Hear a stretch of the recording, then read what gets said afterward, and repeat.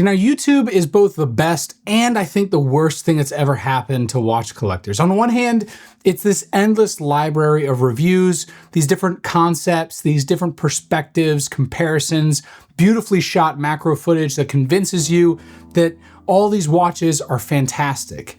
But it also, on the other hand, starts to convince you that this endless library of reviews are all watches that you should own. It gives you comparisons. It gives you all these beautiful shots that may not be exactly what it looks like to you when you actually own or wear the watch. Now, I am just as guilty as any of you. I've watched YouTube videos for 3 years before I started this channel. I am just as convinced to buy something off of reviews I've seen online. Sometimes this is true love, and other times it's just, you're just kind of convinced by all the footage that you see, and it ends up costing you some money. So here are these different segments of watches that I have bought, and my favorite one has to be the last. If you guys are watching this, 90% of you guys actually are not subscribed, so I would just ask if you could do me that favor and hit that subscribe button down below.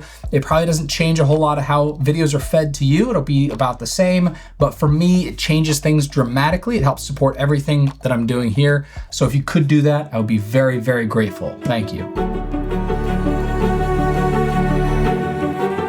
Now, the first one is the YouTube Darling Dive Watch. I think my whole collecting journey really started to kick off when I bought a watch that looked just like this one, which is the Seiko SKX007. This is the SSK model because the 007 is discontinued. The last version I owned of the actual SKXs was the 013, and I gave that to my father-in-law. Now this watch, or the model that looked just like this, is one that many have owned. There are dozens of versions of videos floating around with millions of views, each convincing us that there's this magical unicorn that combines the ruggedness of a Submariner and the charm of a vintage Seiko and the affordability of a night out at $250. The SKX 007 and 013 were watches that I think almost all of us, if not all of us, fell for. The watch was cool, don't get me wrong, but once it arrived, I realized something important. It was a lot like dating app photos. They hide a lot, or they at least convince you of something that necessarily isn't the same as it is in real life. Now, the weight wasn't the best. It was top heavy on my wrist. It felt bulky, at least at the time. I was wearing an aftermarket bracelet, which was a little heavy too, so that played into it. But I expected magic, and I didn't get magic because you can't buy magic. You can't buy the sort of love and appreciation that you would see on these videos or these other people would talk about with the watch because you have to develop it over time. But that was my gateway watch. It got me into the hobby. I modded it briefly and then sold it. It's a watch that eventually didn't stick around, but it taught me that the YouTube hype machine works frighteningly well. And more importantly, it got me hooked on even more YouTube recommended watches. Which brings me to my second section, and that was the influencer approved field watch. Now you guys know the type. Every creator has one. The top 10 everyday watches. It's rugged, it's legible, it's authentic. You hear enough people gush about the fact that it has this heritage and these military roots. And suddenly you're convinced that if you don't own this watch, you can't be trusted to start a campfire or even order black coffee. It's a watch that's modeled after the sort of watches that were worn in World War II by men who fought. And we just don't live that life these days, but I bought it. And honestly, for a while, I really liked it. There was something about a simple field watch that I think makes you feel more grounded, like you're tapping into this Hemingway meets Gear Patrol energy. But eventually I realized that my life actually doesn't involve any trench warfare or chopping wood in Montana. It involves emails primarily, a little bit of manufacturing, but mostly emails. Coffee runs, walks outside with my wife and our dog, normal things. You know, occasionally checking the duration of a sear of steak. It was a good watch, and it also, I think, showed me that YouTube has a knack for convincing you that your lifestyle can be way more adventurous than it really is. We buy watches that can do these incredible things or have the possibility to do these incredible things. They make us feel like we can be like the person that we see wearing this watch, but then we do the most mundane things with them because that's life, and that's kind of part of it. There's a little bit of that feeling that can stick with a watch sometimes. In my life, it did not stick with that specific field watch, but it was interesting to learn about how a watch can make you feel something just because of how it looks. And sometimes it's down to the right feeling on your wrist, much like a belt, which is why today's sponsor is Anson Belt Company. I love these little like box set belts that you can buy from them because you get all these different clips and all these different belts, and all of them are interchangeable with one another. Let me show you how amazing this is. So let's say I've got this belt here, I want to put this buckle on it. You slide in here, press in, boom, you're locked in, and then you take this end here and it ratchets. So you never have a belt that's too small. So as it comes in, locked in place. And this reminds me of like quick release straps, honestly, on watches like my IWC here, where I press this button and I can change how it's sized on my wrist. That is typically not something you see in belts. You have a new loop, but then over time you start wearing it out because you have to keep yanking against it. And you see that with watch straps too, where every time you unhook and rehook it onto that buckle, you wear that leather down. Whereas something like this, where it just passes through, you're not gonna have that same sort of wear and tear. So the leather itself should last a little bit longer as well. Really nice, love the interchangeability, love the modularity. And because Anson Belt & Buckle is sponsoring today's video, when you click the link in the description or scan this QR code to build a box set, you get 2 bonus pieces, a buckle, and a strap completely free. That's 3 buckles and 3 straps, which can be mixed and matched into 9 unique belt combos. It's an exclusive deal you won't get anywhere else, so click the link, build your set, and upgrade your belt game today. The third section has to do with vintage watches. YouTube convinced me I need to be a vintage guy. After watching just a few of Hodinkee Talking Watches episodes, you start to believe that your collection is incomplete unless it smells faintly of mildew and 1970s cigarette smoke. So I went hunting, and I went hunting within the first few months of buying watches. And like many before me, I bought a vintage piece that looked really nice on camera and in the pictures, but then slightly tragic in real life. YouTube didn't tell me about the servicing nightmares or the sketchy sellers or the fact that patina sometimes just means water damage that nobody fixed. The first time I did this was with a micro rotor Hamilton. It was cool. It definitely had some water damage, but it was mainly way too small. We're talking 32 millimeters here. So the second time I did this though was with a Tudor Prince Oyster Date. And I thought that I'd hit a bargain. It was like 550 bucks. This was years ago. And I thought I was, killed it. But it was over polished. It had been really rounded to the point where I think the main chamfers had been demolished to oblivion. I still miss that one sometimes, oddly enough, because the dial looked nice, but it eventually didn't stay because I didn't do my research fully. These watches gave me an experience that was valuable. It taught me that vintage can be magical, but it's also a gamble. And just because it looks amazing in a cinematic video with soft lighting doesn't mean it's actually going to fit on your wrist correctly, or even that it's going to run very well. Often, these are the least accurate watches you will ever buy, which on one hand, it sort of defeats the purpose of the watch in the first place, but it did teach me that research is my best friend. And that's why I searched for 4 months before I eventually bought the Omega Speedmaster that I have here, because you have to know what you're buying before you go out and spend the money. That brings me to my fourth segment here, which is the affordable alternative. We have all that have watched YouTube been guilty of buying something because we really want this watch, but this one's less expensive. So why don't we just buy that one? For me, this was the Audemars Piguet Royal Oak. I don't love the idea of spending $20-some thousand on a steel watch just because it says Audemars Piguet on it. And so I looked at affordable alternatives, and I liked the Maurice Lacroix Acon because I'd look at it every time and I'd think, that looks like the Royal Oak. It gets you 90% of the look for 10 or less percent of the price. And that's what they often will say, that value for money concept, that thing that tricks you into buying things sometimes. So naturally I bought it. And what happened is that it was fine. It was just fine though. It had that integrated look, it had a textured dial, it had an angular case. But the thing is, every time I looked at it, I couldn't stop thinking that it just wasn't the watch that I pictured in my head, because what I was picturing was the Royal Oak, and it wasn't a Royal Oak. If I'd loved that watch, it would have been perfect, but I didn't. YouTube made me believe that I could scratch an itch with a watch that isn't even the watch I wanted.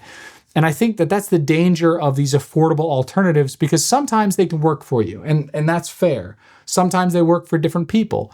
But sometimes it also just reminds you of what you don't have. And in this case, it was the latter. Now, it doesn't mean that I'm gonna go out and buy a Royal Oak anytime. It's still way outside of my price range, but I'd rather not have it than have something that just didn't fit the bill for me.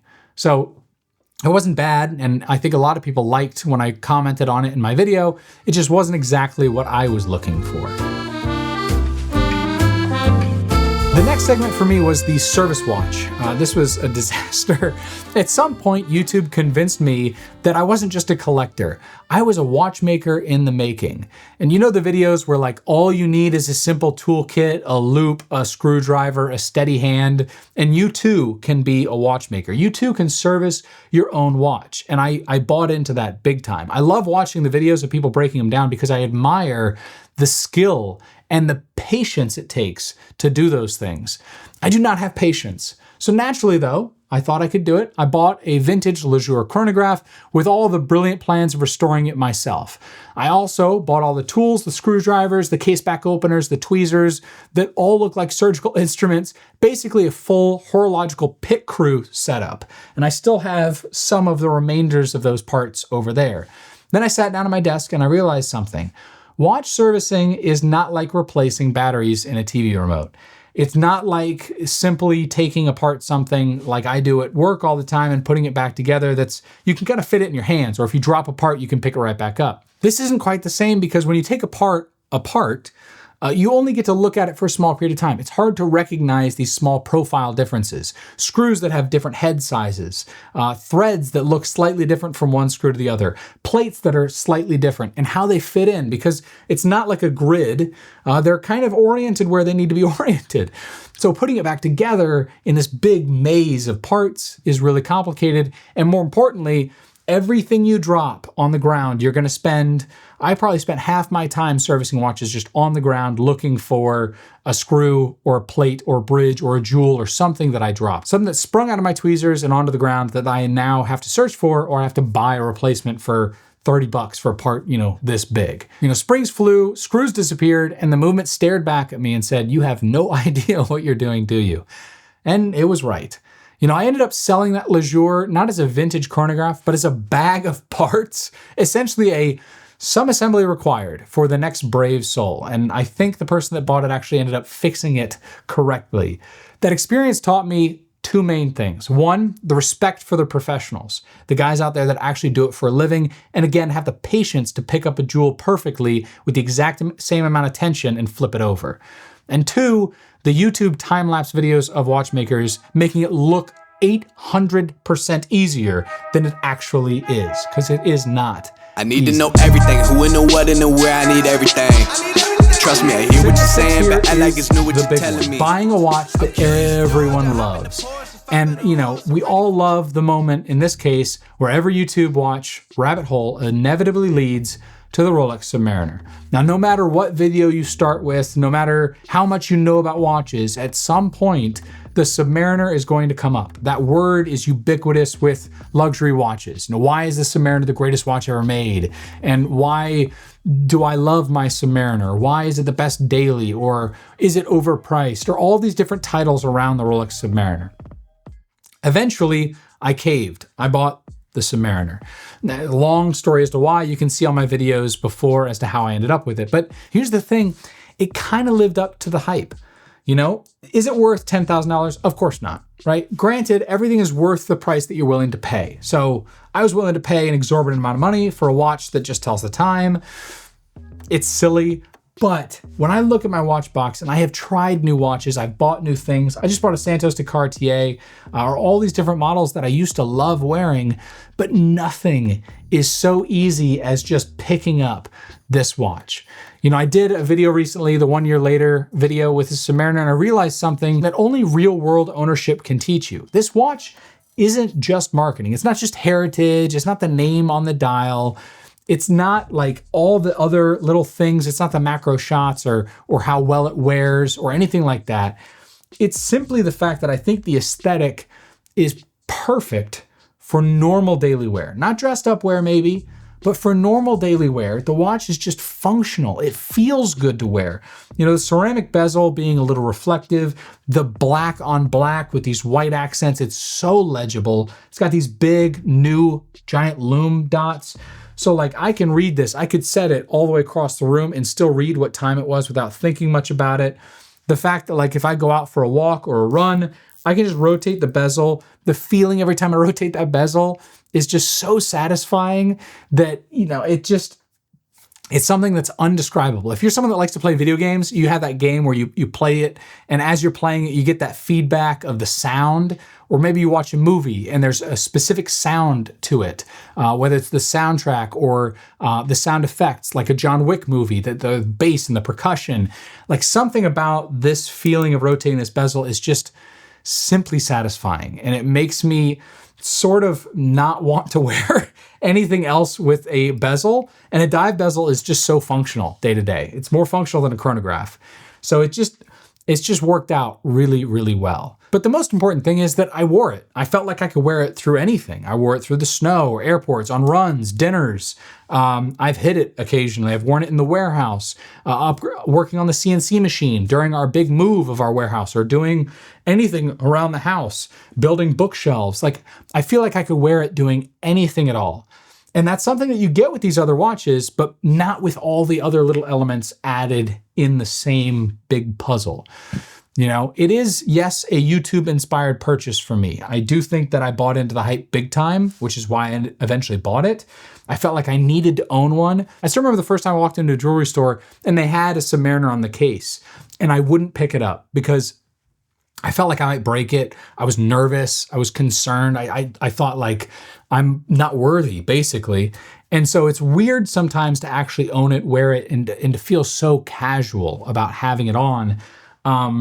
But it is that kind of watch that, like, when you look at it, sometimes it doesn't feel casual at all. It feels really nice. And other times when you wear it, it feels like the only watch you'd want to wear right now. It's the only one that makes sense. It's really hard to describe. I'm not trying to hype it up anymore, but I did buy into the hype, and this one did pay off. This has to be the watch I wear the most out of everything in my collection, bar none. We're all chasing some imaginary final version of our collection. I think that's the point. We're supposed to constantly pursue these different watches to add to our collection, because that's the enjoyment. You know, sometimes you just want to buy a new watch because you want to wear something new. Sometimes you just want to buy something because it's neat, it's reasonably priced, and it makes you think about how amazing the mechanics are of these different watches. And that's the point. Don't compare yourself to someone else. I've said this a million times. Myself, don't compare it to me, anyone. Do what you love, wear what you like, and don't change it just because you think you want something different. The collection that I have here, these 7 watches, probably are going to stay for a long time, which is why I haven't bought anything in a while, if you've been following the channel. You don't have to buy something new. You don't have to compare to someone else. You don't need a Vacheron or a Patek or even a Rolex or even a Grand Seiko. You can have a collection of all Seikos. If you love them, just wear those. At the end of the day, the only real test is time. No matter what reviewer says or what an influencer posts on Instagram, your wrist, and the life that you want have and what you want to feel like when you wear the watch, that is what all you have. And that's what you should make your decisions off of. So what watches have you bought just because of YouTube? And did they work out? Did they stick?